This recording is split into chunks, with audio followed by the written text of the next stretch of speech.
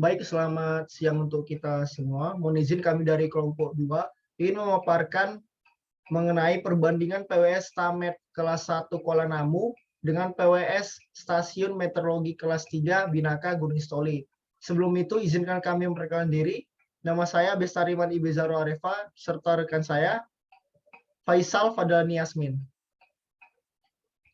Baik, untuk video kali ini, itu membahas tentang ataupun memenuhi tugas mengenai Kapita Selekta Meteorologi.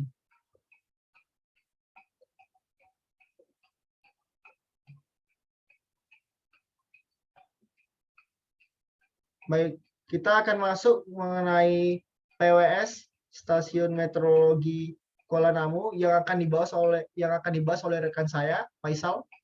Untuk itu saya persilakan. Baik, terima kasih kepada rekan saya Bestariman. Oke, next.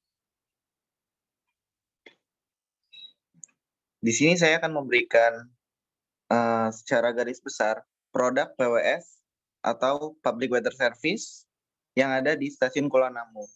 Yang pertama ada profil stasiun, yang kedua ada produk Public Weather Service, yang ketiga ada pelayanan data, keempat ada warning system, yang kelima ada penyebaran informasi BMKG Kuala Namu.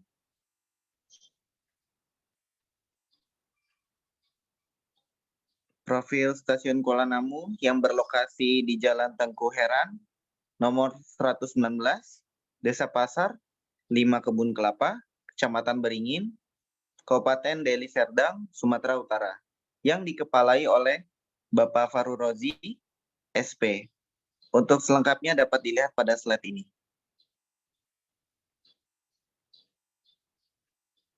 Produk Public Weather Service.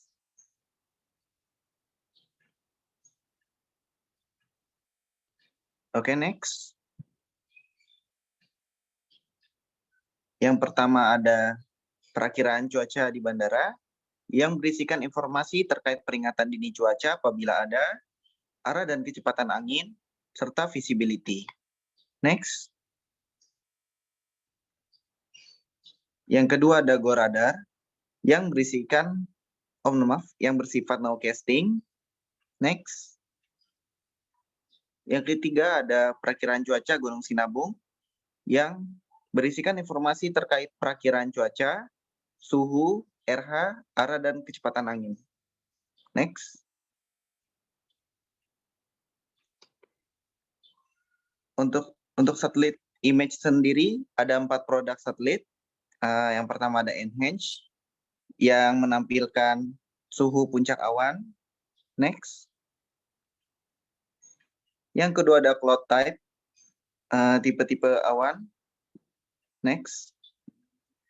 Yang ketiga ada peta sebaran titik panas atau hotspot. Next. Yang keempat ada smoke distribution yang hanya tersedia pada siang hingga sore hari. Next. Dan yang terakhir ada produk aerological diagram yang berisikan pengamatan radiosonde seperti potensi badai, labilitas atmosfer, potensi thunderstorm, dan potensi cuaca buruk. Next. Untuk pelayanan data, next. Untuk pelayanan data dapat dilakukan secara offline atau bertamu ke Stasiun Meteorologi Kuala Namu. Dan yang kedua ada pelayanan data secara online melalui website Kuala Namu untuk keperluan sipil. Next. Untuk warning system sendiri ada 3. Yang pertama ada aerodrome warning, kedua ada SIGMET, dan ketiga untuk ada volcanic ash. Nah, digunakan untuk cuaca di bandara. Next.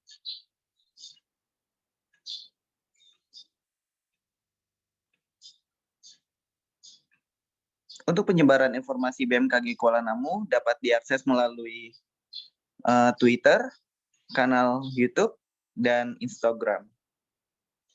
Next. Selanjutnya yang akan dibahas adalah Stasiun Meteorologi Kelas 3 Binaka Gunung Sitoli yang akan dibahas oleh rekan saya Bestariman Ibeza Rohareva. Kepada Saudara Bestariman dipersilahkan. Baik, terima kasih. Selanjutnya kita akan membahas mengenai PWS yang ada di Stasiun Meteorologi Kelas 3 Binaka Gunung Sitoli. Sebelum itu, ada pun outline-nya. Yang pertama mengenai profil stasiunnya, kemudian ada produk PWS itu sendiri, yang ketiga ada pelayanan data, dan terakhir mengenai penyebaran informasi BMKG di Binaka. Oke, kita masuk ke profil Stasiun Meteorologi Binaka yang berlokasi di Jalan Bandar Udara Binaka, kilometer 19,2, yang berada pada Kota Gunung Sitoli, Sumatera Utara. Untuk informasi selengkapnya, baik kode pos, telepon, dan email, seperti pada slide berikut. Selanjutnya, untuk tugas dari Stasiun Meteorologi Binaka sendiri, mempunyai tugas melakukan pengamatan, pengelolaan data, pelayanan informasi dan jasa meteorologi, serta pembelian alat meteorologi di Bandar Udara Binaka khususnya, dan Kepulauan Nias umumnya. Sedangkan fungsinya sendiri ada 6. Yang pertama, pengamatan meteorologi. Yang kedua, pengelolaan data meteorologi. Yang ketiga, pelayanan informasi dan jasa meteorologi. Yang keempat, ada peliharaan alat meteorologi. Yang kelima, ada koordinasi dan atau kerjasama. Dan yang terakhir, mengenai pelaksanaan administrasi dan kerumah tanggaan Stasiun Meteorologi Kelas 3 Binaka Gunung Sitoli. Selanjutnya kita masuk ke PWS di Stamet Binaka Gunung Sitoli. Yang pertama ada perakiraan cuaca Pulau Nias, yang dimana bisa kita lihat pada gambar di sebelah kiri. Untuk perakiraan cuacanya sendiri itu dia tiap harian, dimana memperakirakan cuaca di 5 kota seperti Kota Gunung Sitoli, Kabupaten Nias Selatan, Kabupaten Nias Utara, Kabupaten Nias Barat, dan Kabupaten Nias. Nah, untuk perakiraan cuacanya sendiri itu dari pagi hingga malam hari. Kemudian juga untuk Stamet Binaka sendiri itu juga mempunyai perakiraan cuaca 3 hari ke depan di sekitar wilayah Pulau Nias yang dapat kita lihat seperti gambar di sebelah kanan.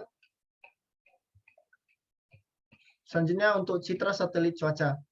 Untuk Stamet Binaka sendiri itu dia ada pemantauan citra satelit cuaca tiap harian yang dapat kita lihat seperti gambar di sebelah kanan ini, yang dimana dia mempunyai narasi dan juga keterangan yang dapat kita pahami. Dan selanjutnya ada perakiraan kondisi angin, sama seperti citra satelit tadi, dia itu ada perakiraan kondisi angin yang dimana juga menyertakan narasi dan juga keterangan dan serta gambar yang bisa kita lihat dan kita pahami. Untuk perakiraan kondisi angin sendiri ini, dia dilakukan selama 1 harian. Kemudian ada citra radar cuaca sendiri. Ini dilakukan tiap 10 menit, seperti pada gambar sebelah kanan. Kemudian ada peta sebaran titik panas, seperti gambar sebelah kiri. Nah, bisa kita lihat pada tanggal 26 Juni 2022 ini, dia sedang tidak ada titik panas di sekitar wilayah Sumatera Utara. Kemudian juga ada perakiraan cuaca lebat, yang dimana untuk perakiraan cuaca lebatnya ini berbasis dampak hujan lebat di Indonesia bagian barat. Selanjutnya ada cuaca aktual Bandara Binaka Gunung Sitoli untuk penerbangan, yang berisi mengenai keadaan cuaca, kemudian suhu udara, titik embun, tekanan udara, visibility, arah angin, serta kecepatan angin yang berguna untuk penerbangan di sekitar Bandara Binaka. Kemudian terakhir ada informasi gempa bumi.